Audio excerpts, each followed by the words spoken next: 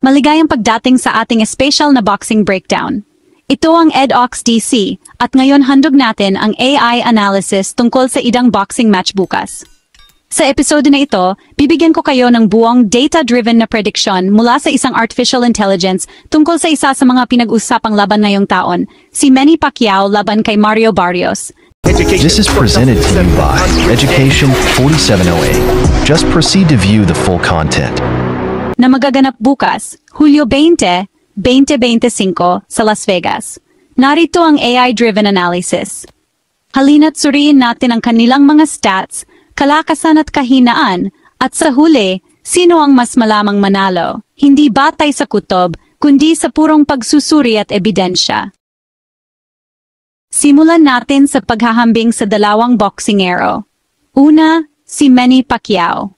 Siya ay 46 na taong gulang, may taas na 5 talampakan at 5 pulgada at kalahati, at may reach na 67 pulgada. Ang kanyang record ay may 62 panalo, 8 talo at 2 tabla na may 39 na knockouts. Kilala si Pacquiao sa kanyang agresibong southpaw style, mataas na output at mga kakaibang anggulo. Ang huli niyang laban ay noong 2021, laban kay Yordenis Ugas. Ngayon, tingnan natin si Mario Barrios. Siya ay 30 taong gulang, may taas na 6 na talampakan at may reach na 70 pulgada. Ang kanyang record ay 29 na panalo, 2 talo na may 18 knockouts. Si Barrios ay lumalaban bilang isang orthodox boxer-puncher na may mahusay na range control at solidong jab. Aktibo rin siya ngayon at patuloy na lumalaban sa nakaraang ilang taon. Kaya sa istatistika, may malinaw na kalamangan si Barrios sa edad taas, reach at kamakailang aktibidad.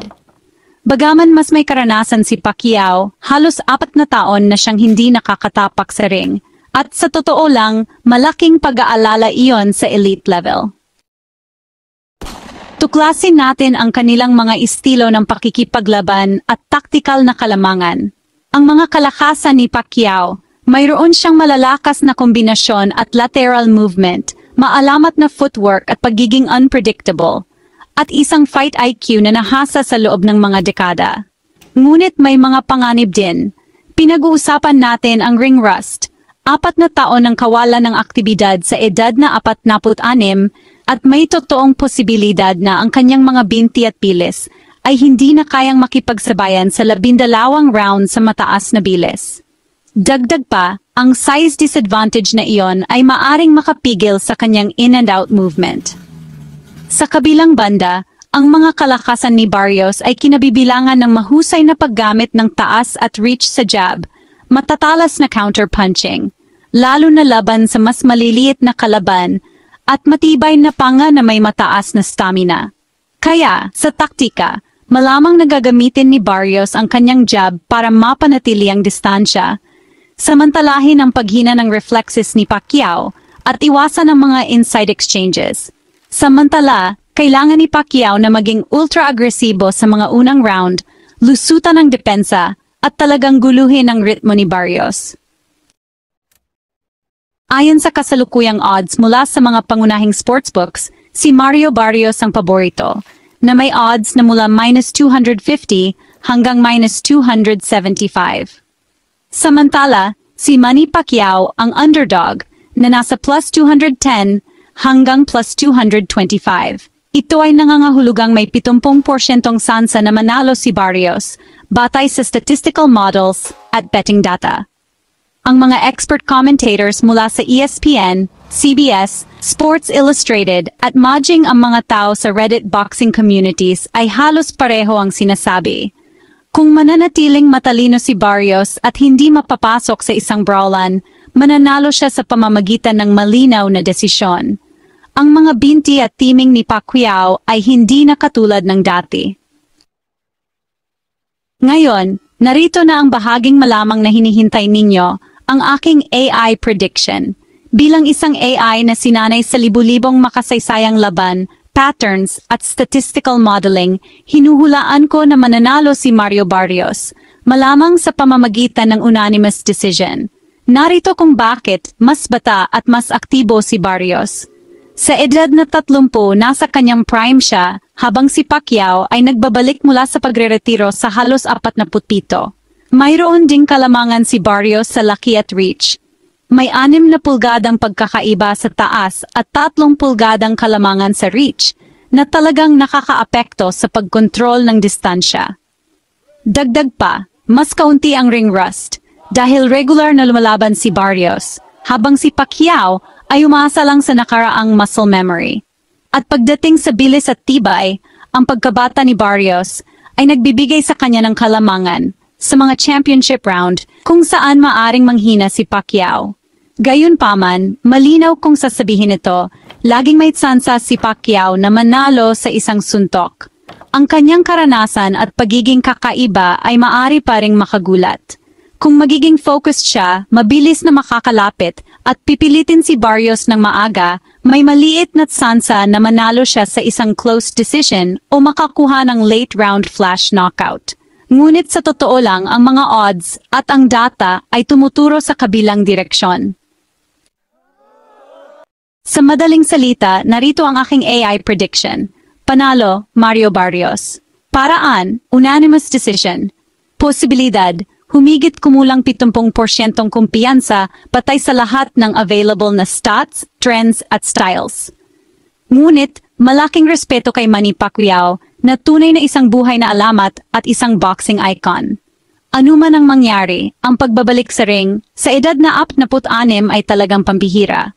Hindi niya kailangang patunayan ng anuman sa sinuman, ngunit naglakas loob pa rin siyang sumubok. Tingnan natin kung mayroon pa siyang isang huling milagro. May katotohanan ba ang prediksyon ng AI na inyong napakinggan? Sa akin naman, ito ang aking masasabi. Bilang isang tao na sanay sa masusing pagsusuri at siyentipikong pag-aanalisa bago gumawa ng konklusyon, nais kong bigyan ng reaksyon ang inilahad na prediksyon ng isang AI hinggil sa laban ni Manny Pacquiao at Mario Barrios. Una sa lahat, lubos kong pinahahalagahan ang malawak na datos at istatistikang ginagamit ng AI sa kanyang pagsusuri mula sa edad, reach, activity level, hanggang sa betting odds at performance trends. Lahat ay isinama sa isang lohikal na pananaw. Ngunit bilang isang tagasuri, hindi ko agad tinatanggap ang anumang prediksyon na walang pag-aanalisa mula sa posibilidad ng mga variables sa aktwal na laban. Ito ang aking mga siyentipikong punto ng pag-aanalisa. First, age versus experience. Oo, totoo na 46 na si Pacquiao at 30 si Barrios. Ang physical decline ay natural na bahagi ng pagtanda, lalo na sa high-impact sports tulad ng boxing. Ngunit, hindi matatawaran ang lawak ng karanasan ni Pacquiao, lalo na sa pagharap sa mga matatangkad, mas bata, at mas malalakas na kalaban sa kanyang buong karera. Second, activity level. Isa itong kritikal na punto. 4 na taon siyang walang laban. Sa siyensya ng sports, ang tinatawag nating detraining effect ay malaki ang epekto sa reflexes, coordination at stamina. Maliban na lang kung talagang naging consistent ang kanyang coordination kahit wala sa aktibong kompetisyon.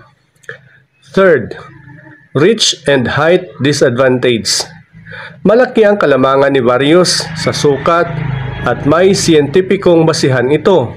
Ayon sa mga pag-aaral, ang mga fighter na may mas mahabang reach ay mas may edge sa mga long distance exchanges. Pero ito ay hindi absolute. Depende rin ito kung paano ginagamit ng boksingero ang reach advantage niya at kung paano rin gumagalaw at mag-counter ang kalaban. Fourth, psychological edge and fight IQ. Ang AI ay hindi lubos na makakasukat sa damdamin, tapang at instinct ng isang tao, lalo na ang isang veteranong mandirigma tulad ni Pacquiao. Ang ring intelligence at abilidad na mag-adjust sa gitna ng laban ay hindi palaging nasusukat ng istatistika. Ito ang aking pagbubuod sa mga siyentipikong probabilities. Kung ako'y gagamit ng siyentipikong metodo sa pagtatasa, weighing the pros and cons and assigning probabilities, 70% probability na mananalo si Mario Barrios by decision, gaya ng sinasabi ng AI. 20% chance na manalo si Pacquiao kung makuha niya ang momentum sa early rounds. 10% possibility ng upset or flush knockdown sa latter round, lalo na kung bumabagal si Barrios. Sa kabuuan, bilang isang tagamasid, hindi ako agad huhusga base sa edad o betting odds. Ngunit kung walang makabuluhang sinyalis na si Pacquiao ay nasa parihong kondisyon tulad ng kanyang peak, kailangan kong ikonsidera na mas mataas ang posibilidad ng panalo ni Barrios. Gayunpaman, hindi ko isasara ang posibilidad ng isang makasaysayang pagbabalik ni Manny. Kaya't sa halip na magbigay ng absolute prediction, ang aking konklusyon ay ito. Base sa siyentipikong pagsusuri, si Barrios ay may statistical edge, ngunit ang puso, diskarte at karanasan dala ni Pacquiao ay hindi dapat baliwalain. Kaya ang sinumang manalo ay kailangang mapatunayan ito sa loob mismo ng ring. Salamat sa panonood. At ito ang EdOxDC na nagbibigay sa inyo ng AI analysis and prediction na may kasamang real human commentary at paghahambing. At narito ako para bigyan kayo ng mga data back na prediction. Ipaalam ninyo sa akin ang inyong mga prediction sa comments. Sumang-ayon ba kayo sa pagsusuri o sa tingin nyo ay kayang labanan ni Pacquiao ang mga odds sa isang pagkakataon? Huwag kalimutang mag-like, mag-subscribe at pindutin ang bell icon para mas marami pang AI-powered sports breakdown. Hanggang sa susunod, manatiling matalas at tamasahin ang laban.